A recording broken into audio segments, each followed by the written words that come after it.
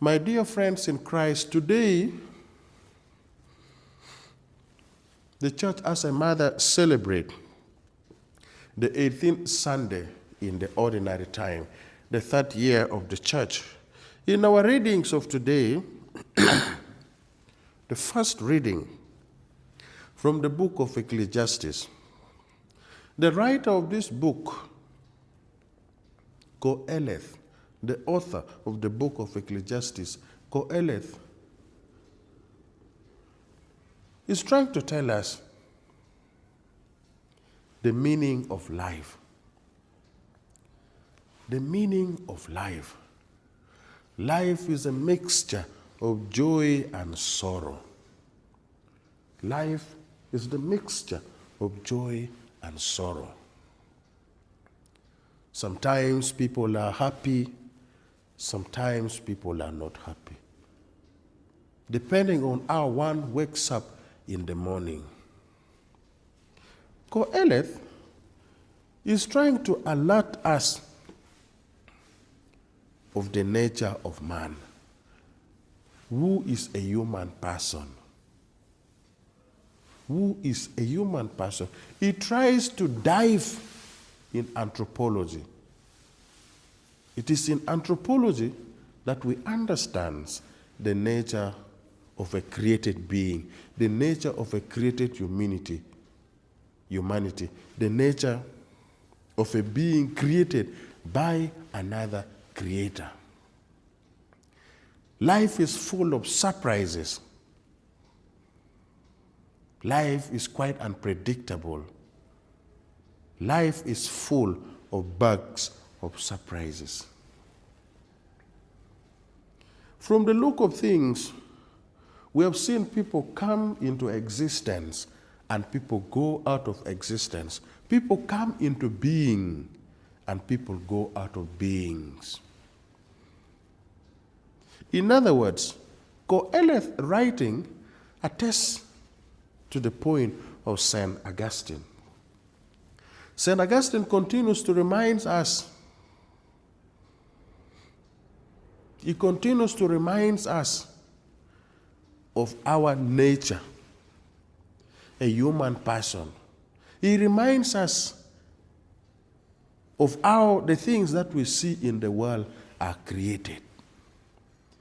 He tells us that every creature, every living creature, sin and unseen, they carry within themselves.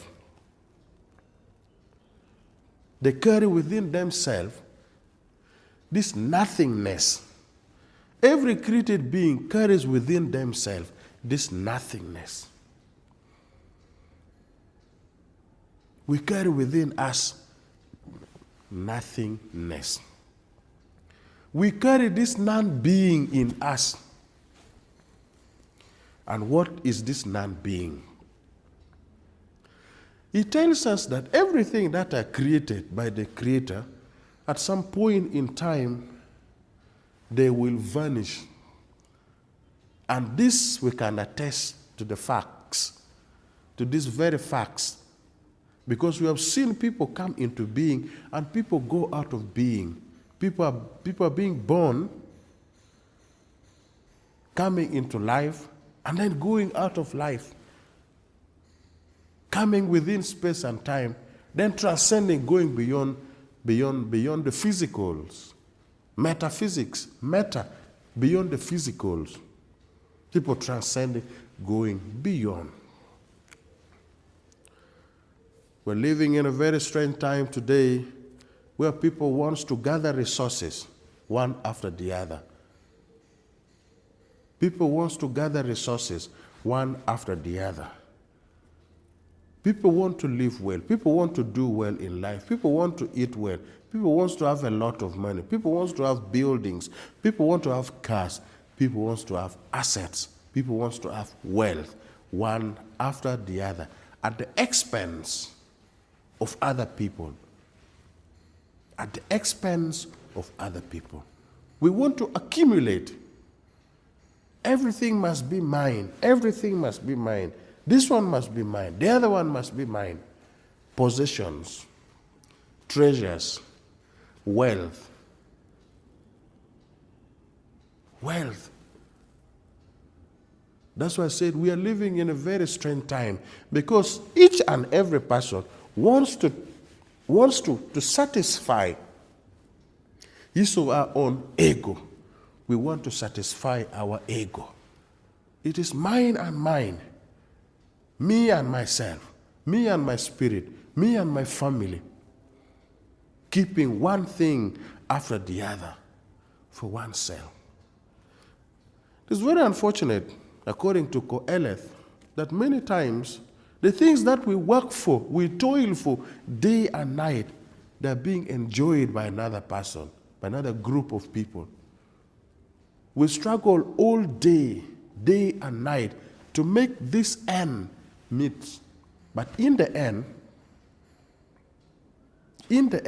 after our lives, after my life, after your life, it is other group of persons that stands to enjoy our toils. What is it? Qoheleth asked himself, what is it? What is the meaning of life really? What is the meaning of life? Where do I come from? What is my destiny? What next after this life? Why do I have to struggle to make ends meet? And then in the end, it is another person comes in to enjoy my toil, what I have worked for. So what is life? What is life? It means, Qoheleth tells us that a human person is inclined to fall in love with a greater being than falling in love with possessions, the material things that we see in the world today. Because at the end of our lives, this thing is gone in the twinkling of an eye. See beauty.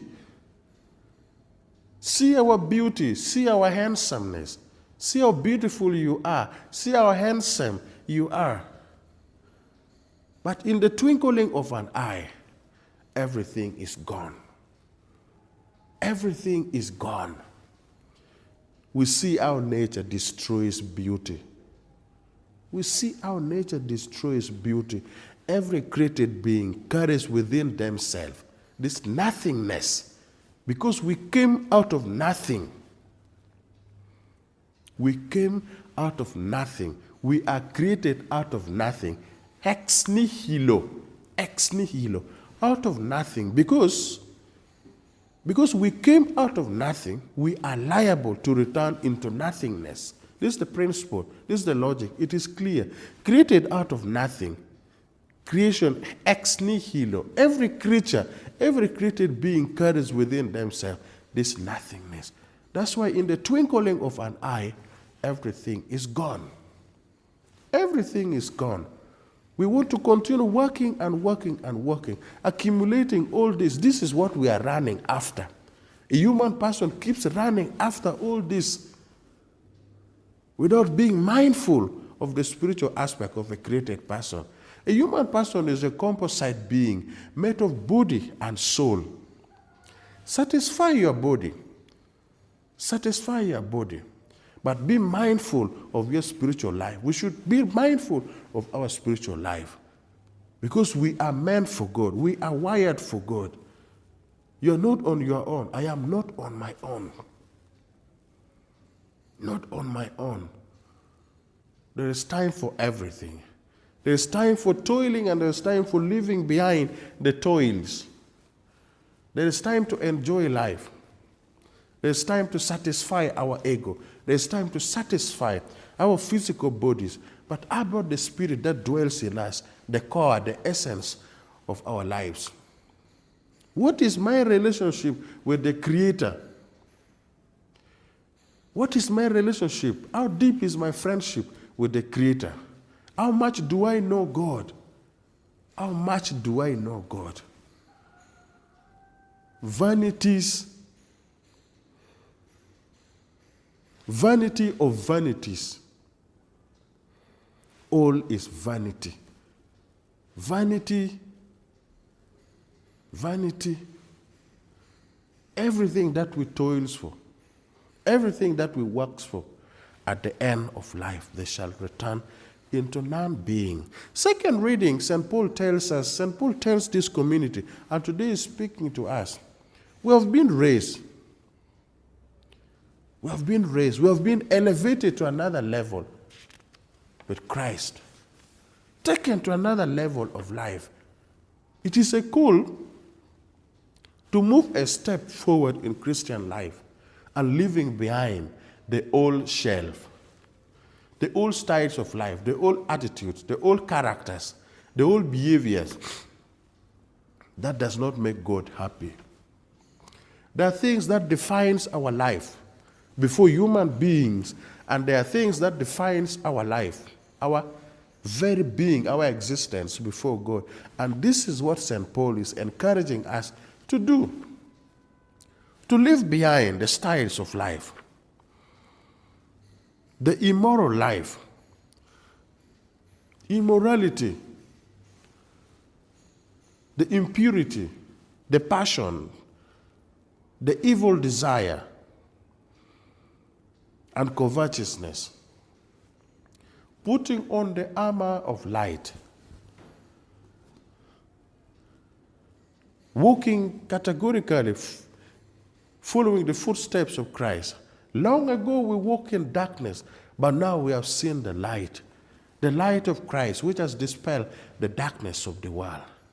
The light of Christ, which has dispelled the darkness of my heart.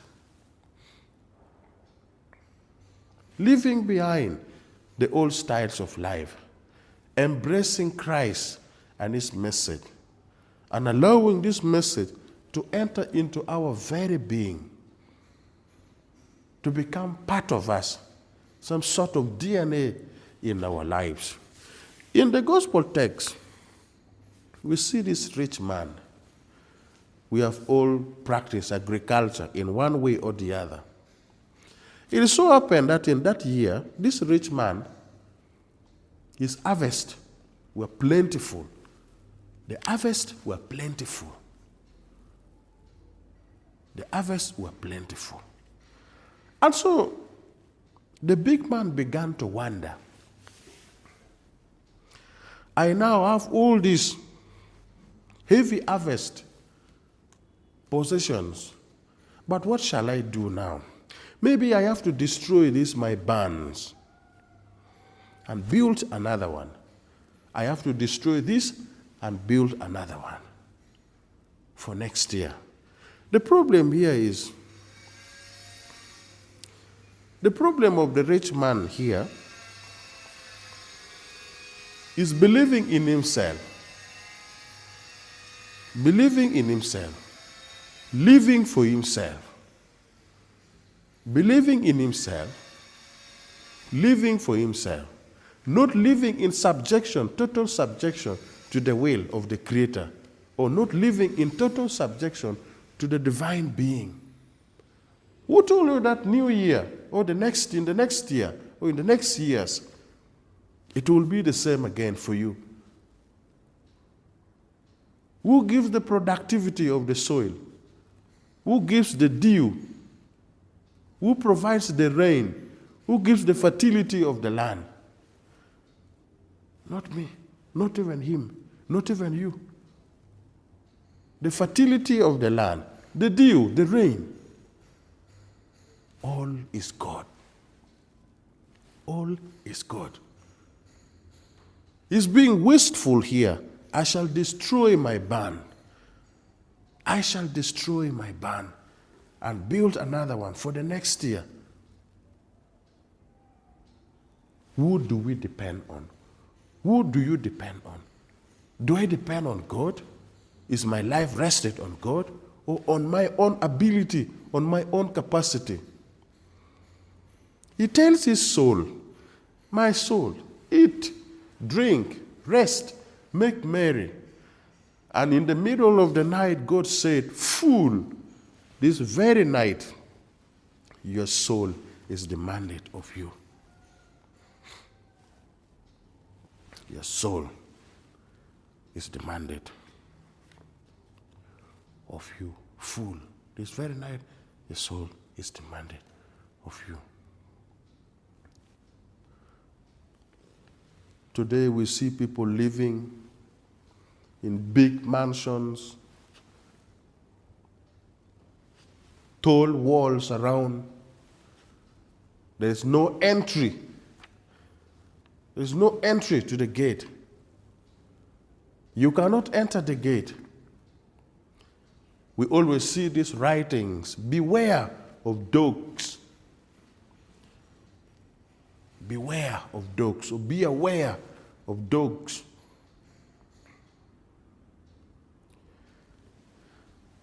We have cut ourselves from the world. Cutting off ties. There is no connection. We are not connected with the outside world. We are not connected with the people outside. We are not connected with the poor. We are not connected with our neighbors. Sometimes you go at their gate, you keep pressing this electric bell, ringing, and nobody is responding. There's no response. But people are inside. Sometimes when you hear them talk inside, they are inside. Sometimes they're within the compound, but nobody is bothered. The plight of the poor, there is no concern for humanity at all. There is no concern. I don't care attitude. It is your problem. It is not my own problem. It's your own. It's not mine. It's your own, not mine. I am not bothered. I am not bothered. My soul, eat, enjoy, make merry. Enjoy, make merry. We can dance, we can have party after party, we can enjoy life, but there is one thing that we cannot do. We cannot justify ourselves.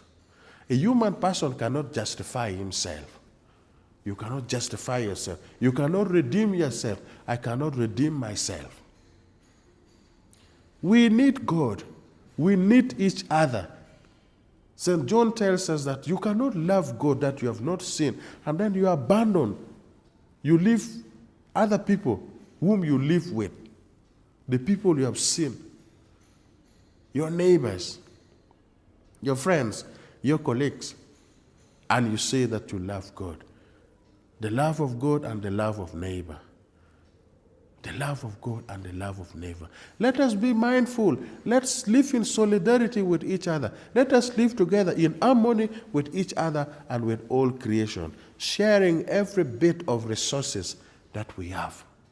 Sharing every bit of resources that we have.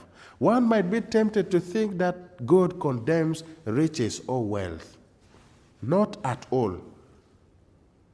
Because wealth and riches, they have been given to us by God, that we use it for His greater glory, glorification of His name, but not to hold on to them.